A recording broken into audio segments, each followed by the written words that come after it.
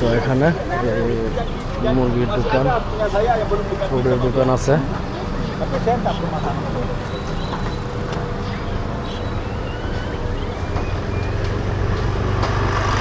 মুরগি,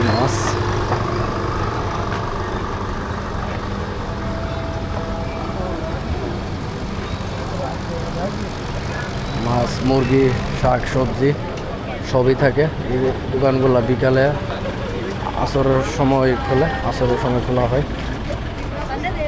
তো এই দেখতে পাচ্ছেন এখানে অনেক শুটকিও আছে। ফ্রুটের দোকান, অনেক ধরনের ফল ফ্রুট আছে। দোকানগুলো সন্ধ্যার পরে খুলে, তো সন্ধ্যার না, মানে আসরের পরে খুলে। আসরের পরে খুলে রাত্রে 12টা 1টা পর্যন্ত থাকে। আর বিশেষ করে শনিবার আর রবিবারে এখানে প্রচুর কাস্টমার হয়, কারণ এই 2 দিন ছুটি থাকে তো মালয়েশিয়াতে।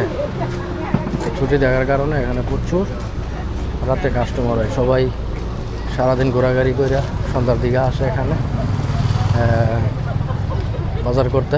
এক সপ্তাহের বাজার একবারে নিয়ে আনে অনেকে প্রতিদিন করে। এই আজকে যে দেখতে পাচ্ছেন রাস্তায় জ্যাম লাগছে, এগুলো হচ্ছে কাম্পং বারোতে যাবে। কাম্পং বারোতে অনেক রেস্টুরেন্ট আছে, থাই ফুড, চাইনিজ ফুড, মালাই ফুড, অনেক রেস্টুরেন্ট। তো ওইখানে যাবে তারা খাওয়ার জন্য।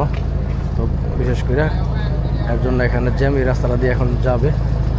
আর ওই সামনে যে বড় বিল্ডিংটা দেখতে পাচ্ছেন, এটাকে পাসার বলা হয়।